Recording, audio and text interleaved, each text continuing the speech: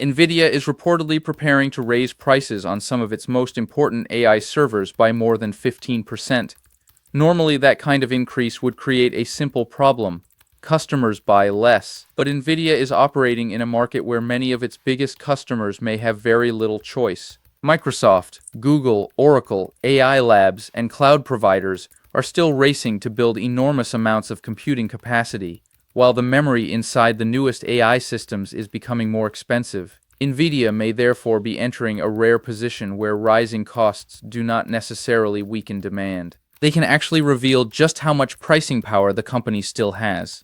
According to a Bloomberg report cited by Reuters, major customers have been notified that servers using Nvidia's AI chips could see price increases above 15%, with higher prices expected to affect systems shipping in early 2027. The reported increases would include systems based on both Grace Blackwell and the newer Vera Rubin platform, although the exact increase would depend on the chip generation and memory configuration.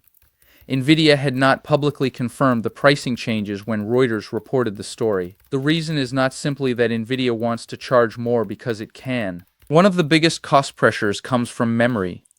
Modern AI accelerators depend on high bandwidth memory, or HBM. A GPU can perform enormous numbers of calculations, but that performance becomes much less useful if data cannot move into and out of the processor quickly enough. HBM solves part of that problem by placing extremely fast memory close to the GPU and delivering far more bandwidth than conventional server memory. The newer the AI system becomes, the more extreme that memory requirement gets. Nvidia's Rubin GPU is designed with as much as 288 gigabytes of HBM4 per GPU and up to 22 terabytes per second of memory bandwidth. Nvidia says that is nearly 3 times the memory bandwidth of Blackwell. A full Vera Rubin NVL72 system contains 72 Rubin GPUs, meaning one rack can contain more than 20 terabytes of HBM4 before counting the rest of the infrastructure around it. That is extraordinary computing power, but it also means Nvidia is increasingly selling systems whose economics depend on huge quantities of some of the most expensive memory in the semiconductor industry. This creates an important shift in what an Nvidia product actually is. Several years ago, people could think of Nvidia mainly as a GPU company. Today, the company increasingly sells entire AI systems. Vera Rubin combines GPUs, CPUs, networking chips, DPUs, NVLink switches, Ethernet infrastructure, storage technology, cooling, and software. Nvidia describes the platform as a complete AI supercomputer rather than a collection of independent components. That means the price of an AI server is affected by far more than the cost of the GPU die itself. Memory prices matter. Networking matters. Cooling matters. Advanced packaging matters. Power delivery equipment matters. The entire supply chain is becoming part of Nvidia's cost structure. But here is the interesting part. Nvidia may be able to pass much of that cost directly to customers. Why? Because customers are not buying these systems to own hardware. They are buying them because the hardware can generate revenue. Imagine a cloud provider pays 15% more for a new AI rack. That sounds painful. But if the new rack generates significantly more tokens per second, serves more customers, uses electricity more efficiently, or allows the provider to charge premium prices for access, the economic return can still improve. Nvidia claims Vera Rubin can reduce inference token costs by as much as 10 times compared with Blackwell on certain workloads, while requiring fewer GPUs to train some large mixture of experts models. Those are Nvidia's own performance claims, and actual customer economics will depend on workloads, but the business implication is important. A more expensive machine can still be cheaper per unit of useful AI output. That is a very different pricing environment from consumer electronics. If Apple increases the price of an iPhone by 15%, some consumers delay upgrading. If Walmart increases the price of groceries by 15%, customers look for alternatives. But if an AI cloud company pays 15% more for infrastructure that lets it generate twice as much billable compute, the higher sticker price may be relatively unimportant. Nvidia is selling productivity. And right now, demand for that productivity is enormous. In its most recently reported quarter, Nvidia generated $81.6 billion of revenue, up 85% from a year earlier. Data center revenue reached a record $75.2 billion, up 92%. The company also maintained a gross margin of roughly 75%, an extraordinary level for a hardware business operating at this scale. That margin tells us something important about Nvidia's competitive position. If customers had many equivalent suppliers, Nvidia would normally face stronger pressure to absorb cost increases itself. Instead, the company has been able to maintain extremely high margins while expanding revenue at extraordinary speed. The reason is not only chip performance. CUDA creates software lock-in. Nvidia networking allows thousands of GPUs to operate as one system. Its rack-scale designs reduce the integration work customers need to perform themselves. Cloud providers already have infrastructure built around Nvidia. Developers already use Nvidia tools. AI models are commonly optimized on Nvidia hardware. Changing suppliers therefore means changing far more than one chip. A rival accelerator can be cheaper and still be expensive to adopt if the customer must rewrite software, redesign infrastructure, retrain engineers, or accept worse availability.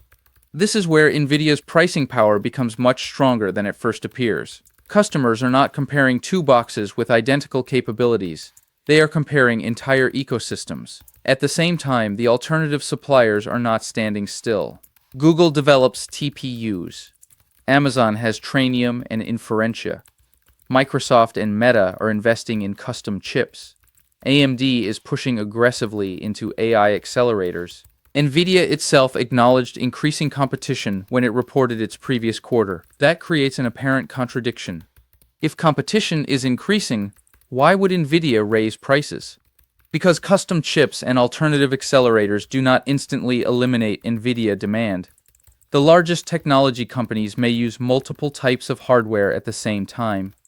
Google can deploy TPUs while still buying Nvidia systems. Microsoft can develop proprietary processors while expanding Nvidia capacity. AI startups can experiment with alternatives while continuing to rely on CUDA for critical workloads. The AI market is currently growing fast enough that competitors can gain business without Nvidia necessarily losing business in absolute terms. This is why Nvidia's real constraint may still be supply rather than customers. Its new Vera Rubin systems are already being adopted by AWS, Google Cloud, Microsoft, Oracle, CoreWeave, Lambda, Navius, and other providers. Nvidia also says hundreds of supply chain partners across dozens of countries are ramping production of Rubin systems. Memory suppliers are becoming central to that expansion. In July, Nvidia and SK Group announced a long-term partnership covering AI factories and next-generation memory, including HBM. The planned initiative includes a 2-gigawatt AI cloud in Korea using Vera Rubin systems and SK Hynix HBM4. Nvidia and SK Hynix also said they would cooperate on future AI memory technologies. That kind of agreement shows why memory has become strategic. Nvidia cannot simply design a faster GPU and assume enough HBM will appear. It needs memory suppliers to expand production alongside it. As demand for HBM rises across Nvidia, AMD, custom accelerators, and other AI products, memory becomes one of the components capable of limiting the entire industry's growth. When a scarce component becomes more expensive, someone has to absorb the increase. Nvidia appears to be telling customers that at least some of that cost will be passed downstream. For the hyperscalers, that creates a difficult calculation. They can slow spending and risk falling behind competitors in AI capacity. They can move more workloads onto proprietary chips, but those systems may not yet support every model or application, or they can continue buying Nvidia systems at higher prices and hope that AI revenue grows fast enough to justify the investment. Right now, many appear to be choosing the third option, and that may explain why Nvidia is increasingly behaving less like a conventional semiconductor company and more like an infrastructure platform. It is helping finance AI data centers. It is forming long-term memory partnerships. It is designing networking, storage, CPUs, GPUs, and rack systems together. And now, if the reported price increases are implemented, It may also be using its position in that full stack to protect margins as component costs rise. But there is a limit to this strategy. Pricing power is strongest when customers believe they cannot wait. If the AI infrastructure market eventually becomes oversupplied, the calculation changes. Cloud providers could become more aggressive about delaying purchases. More custom chips could become available. AMD and other competitors could improve their software ecosystems. Used Nvidia systems could create a secondary market. Customers might demand lower prices instead of accepting increases. That is why Nvidia's next earnings report on August 26 will matter far beyond a single quarter. The company previously guided to roughly $91 billion in second quarter revenue, and investors are watching for evidence that AI infrastructure spending remains strong enough to justify the enormous amount of capital flowing into the sector. There is also a broader risk for the AI industry. If every generation of AI hardware becomes more expensive because GPUs, HBM, networking, power, and data center construction all cost more, then AI companies eventually need to generate enough revenue to support those costs. A 15% increase in server pricing may be manageable when demand is exploding. But companies cannot endlessly absorb higher infrastructure prices unless their AI products also produce more economic value. That is why this story is really about more than Nvidia's margins. It is a test of the entire AI business model. If customers continue buying despite higher prices, it means the economic value of AI compute is still growing faster than the cost of producing it. If customers begin pushing back, then one of the strongest signals of the AI boom may finally be weakening. For now, Nvidia appears to be betting that customers still need its systems more than they need lower prices. And if a company can raise the price of some of the most expensive computers ever built by more than 15% while customers are still fighting to get them, that may be the clearest demonstration yet of just how powerful Nvidia's position has become.